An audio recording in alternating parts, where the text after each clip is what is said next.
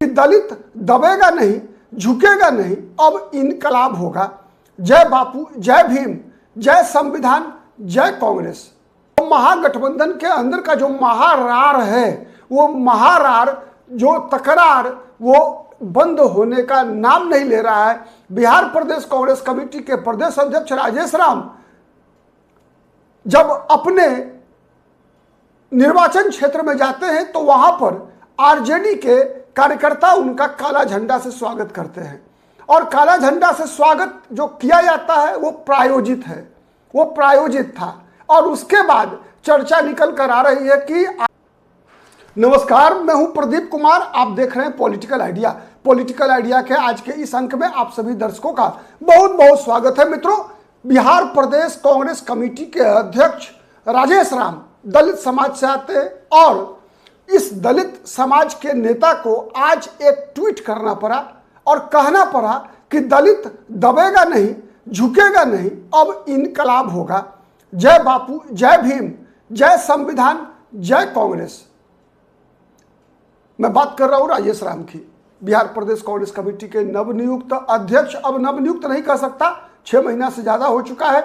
बिहार विधानसभा का चुनाव प्रथम चरण का मतदान के लिए जो नामांकन की प्रक्रिया थी वो खत्म हो गई है, लेकिन जो महागठबंधन के अंदर का जो महारार है, वो महारार, जो तकरार, वो बंद होने का नाम नहीं ले रहा है। बिहार प्रदेश कांग्रेस कमेटी के प्रदेश अध्यक्ष राजेश राम जब अपने निर्वाचन क्षेत्र में जाते हैं तो वहां पर आरजेडी के कार्यकर्ता उनका काला झंडा से स्वागत करते हैं, और काला झंडा से स्वागत जो किया जाता है वो प्रायोजित है, वो प्रायोजित था।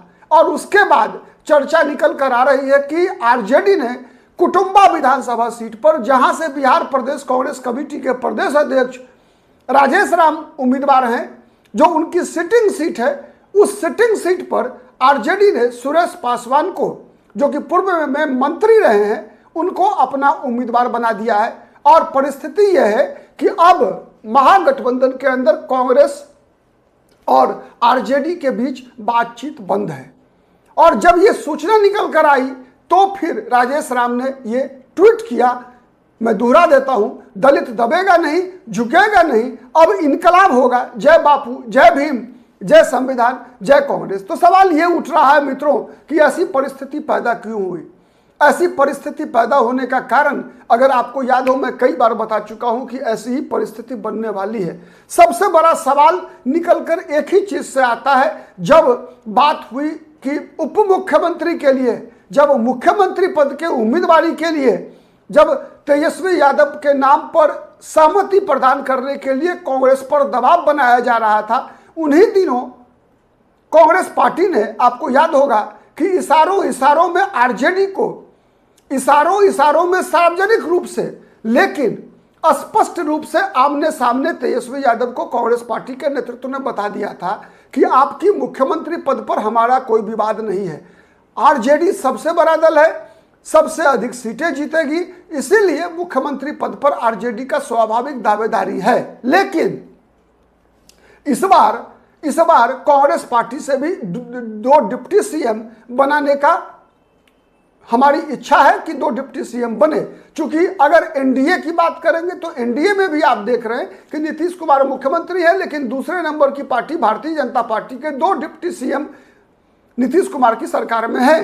तो अब एक परंपरा चल पड़ी है, चाहे आप बिहार की बात की, बिहार में तो 2 डिप्टी सीएम है, उत्तर प्रदेश में भी देख लीजिए 2 डिप्टी सीएम है, राजस्थान में 2 डिप्टी सीएम है, मध्य प्रदेश में 2 डिप्टी सीएम है, ठीक है, कर्नाटका में डिप्टी सीएम है। मतलब जहां जहां भी अब सरकारें बन रही है, समाज के विभिन्न वर्गों को प्रतिनिधित्व देने के लिए डिप्टी सीएम कोई संवैधानिक व्यवस्था नहीं है, लेकिन एक आकांक्षा, एक जिसे हम कहते हैं ना एस्पिरेशन, वो डेवलप जो समाज के विभिन्न वर्गों में, दलितों में, पिछड़ों में, अति पिछड़ों में, महादलितों में, अल्पसंख्यों में हुआ है, तो ये धीरे धीरे मुद्दा बनता जा रहा है कि हर समाज अपना प्रतिनिधित्व चाहता है। तो लगातार अगर बिहार की राजनीतिक परिस्थिति को देखें तो 35 वर्षों के अंदर जो 4 मुख्यमंत्री हुए हैं, उसमें 90 से लेकर 2025 तक 4 मुख्यमंत्री हुए हैं, उसमें 34 वर्ष कह सकते हैं आप कि दो जाति के 3 मुख्यमंत्री हुए, लालू प्रसाद यादव, राबड़ी देवी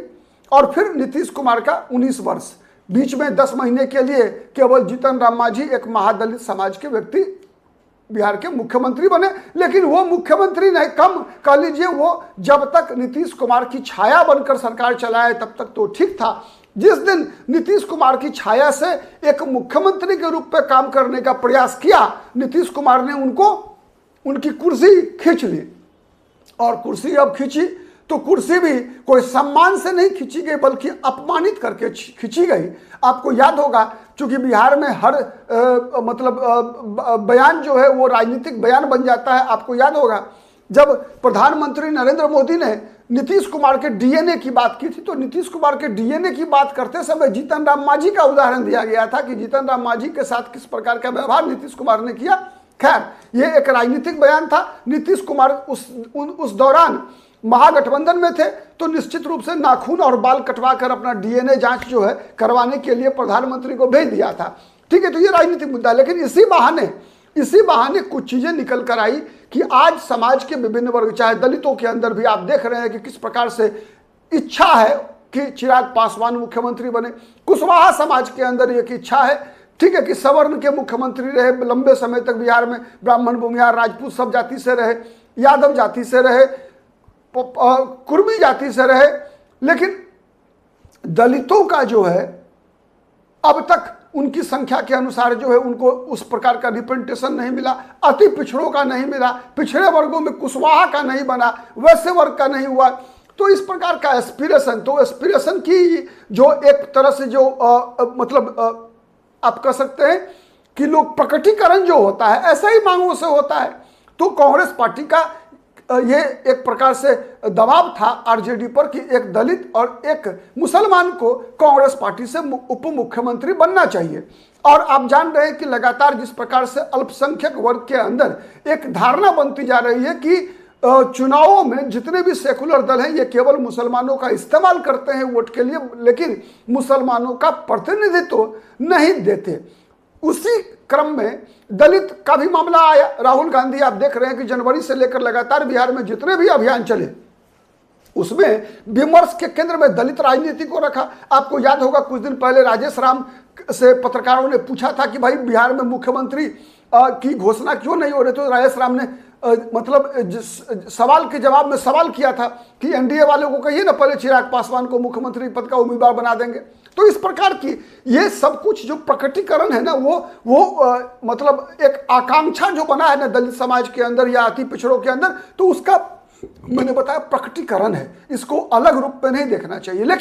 लेकिन मैं उसी दिन से कह रहा हूं कि तेजस्वी यादव के अंदर एक प्रकार की घबराहट है, आरजेडी के अंदर इस प्रकार की घबराहट है। जब मुकेश सहनी भी डिप्टी सीएम की मांग करते हैं, जब राजेश राम के लिए उप मुख्यमंत्री बनाने की बात आती है, आपको याद होगा पप्पू यादव ने भी 2 महीना पहले बयान दिया था कि अब समय आ गया है जब दलित या अति पिछड़ा या फिर अल्पसंख्यक, उन्होंने तो नाम भी लिया था, राजेश राम का नाम लिया था, अशोक राम जो अब चले गए जदयू में उनका नाम लिया था, तारिक अनवर को उप मुख्यमंत्री या शकील अहमद खान जो कदवा के विधायक हैं, जो अभी कांग्रेस पार्टी के विधायक दल के नेता हैं, उनको उप मुख्यमंत्री बनाने की बात कही थी।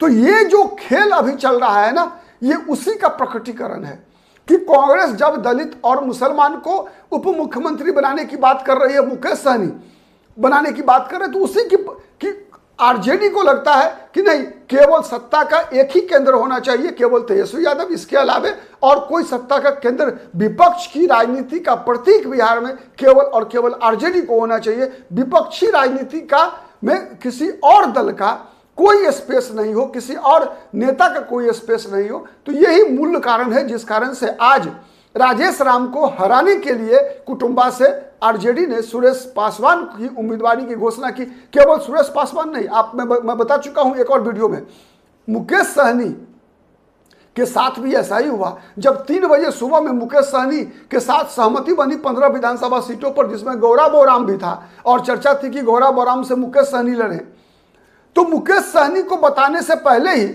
आरजेडी ने अफजल अली खान को सिंबल देकर गौरा बोराम भेज दिया था और उन्होंने नामांकन भी कर दिया।